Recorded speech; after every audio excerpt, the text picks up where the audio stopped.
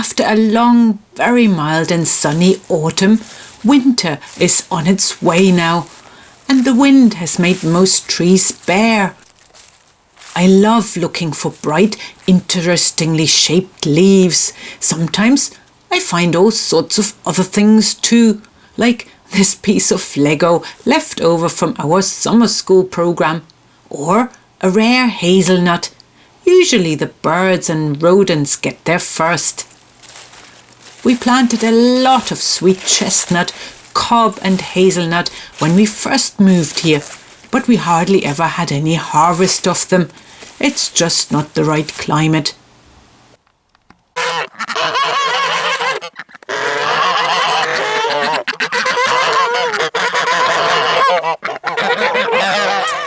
The garden is wrapping up for winter too. We gave the poultry the run of it to eat the grass between the beds that I didn't get to mow. But of course, they don't just stay off the beds. Look! No, you're sitting on my legs. Yeah, you are. You're standing on my legs. I managed to put some manure out for next year and covered it up with straw, a brilliant method to keep the soil warm and the weeds down. It works perfectly for our garlic, which is up already. Originally, I put this fence up to keep the wild rabbits from eating my kale, but it seems to work more or less for the geese and ducks too, if they only didn't have such long necks. But still plenty for us, and of course the rabbits and guinea pigs too.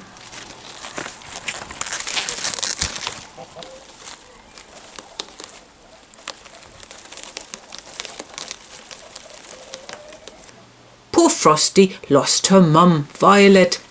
I'm not sure why exactly, but she wasn't the youngest anymore in guinea pig terms, I suppose.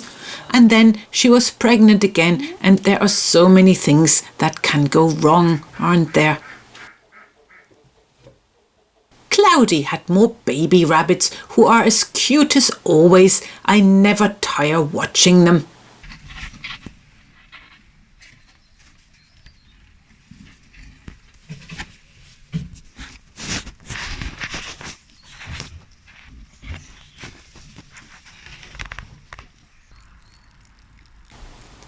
Sean has trouble with foot rot again, so here we are giving his feet a bath in copper sulfate.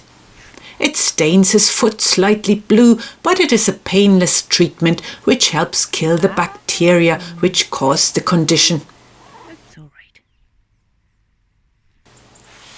And then one morning before breakfast, it was time to let Tilda and Harriet join the boy gang of sheep. Now lads, how are you getting on? Otto? Tilda? Harriet? Anything to report? Oh. Still making friends? Are you, Otto? Otto, our new ram, who only arrived here in June, has a job to do. Straight away, he is very, very interested in both ewes and goes about getting to know them, well, really checking out whether they are in season. I was worried he might not be tall enough yet. He's only 9 months old, but no worries there. Only that Harriet isn't quite ready yet for him. He seems to understand that most of this mating business is a waiting game, really.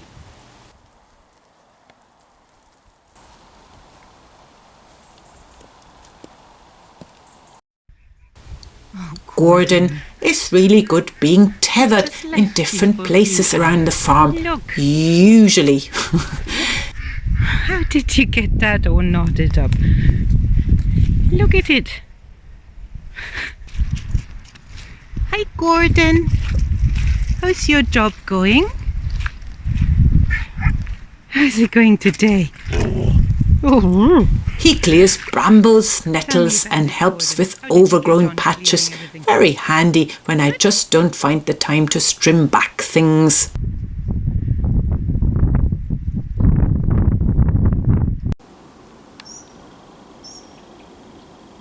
Wonky donkey. Hi, Gulliver. And have a look at Gulliver. He's a hairy little fluff ball at the moment. We've got wet too. Take you home. Don't hit the camera. No, Gulliver, don't hit the camera. Where are the other two? No. Oh, they're steamed up now. There they are. Oh. Hi, Nell. Hi, Eeyore. Time to go in, I'd say, isn't it? One of those grey, damp days. He still gets some extra feed as he is growing so much. There you go.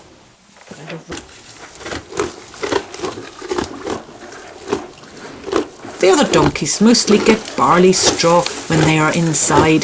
They just would make them overweight too quickly, which is just so bad for donkeys.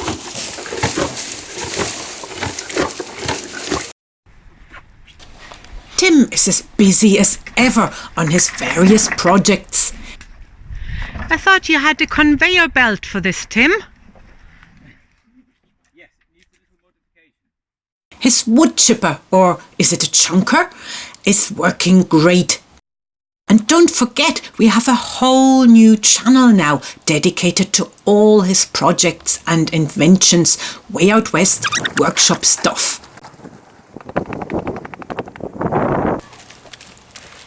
The land is so wet now, and it is a bit monotonous to walk up and down the road all the time. So some days I give Winnie her exercise in the riding arena. She is 5 months in foal now, 6 more to go, and stretching her legs and moving her body around a bit is very good for her. Henry is only too happy to join in for a while. She is his best mate after all. They've been together for 16 years now. And the fact that he is not the father of her foal doesn't bother him by the slightest. Flora gets her entertainment in a different way. What do you think, Flora? Jumpable? Well, we wouldn't want to fall in, would we? No. We'd give it a try. The digger's been digging drainage trenches all over the place, and what could be more fun than practice a little cross-country jumping?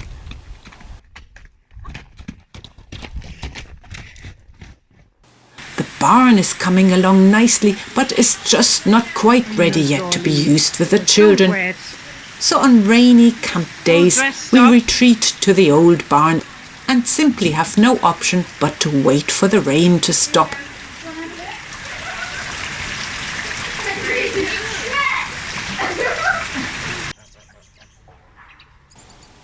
It is so exciting to look into the morning sky and see the outline of the new barn.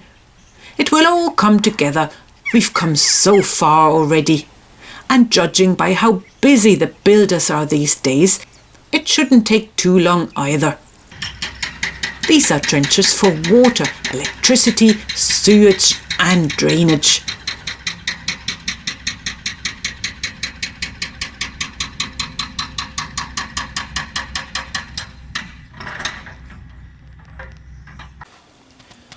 We are selling Hairy Henry calendars again, with all proceeds going into the barn project, as we are still a bit short of money. If you would like to support us, please go to our Way Out West Emporium page where you can buy one. And then, just for a few days at the end of the month, Pip came back to us. Sadly, it did not work out for her and her new family. Trudy and Turnip were only too delighted to have her back as a playmate for a while. She is such a wonderful character, and I was delighted when I found her another family, Airedale owners who had raised a puppy before, a good match for a confident, strong-willed puppy like Pip. And they welcomed her into their new home with open arms. Fingers crossed, Pip, and all the best to you and your new family.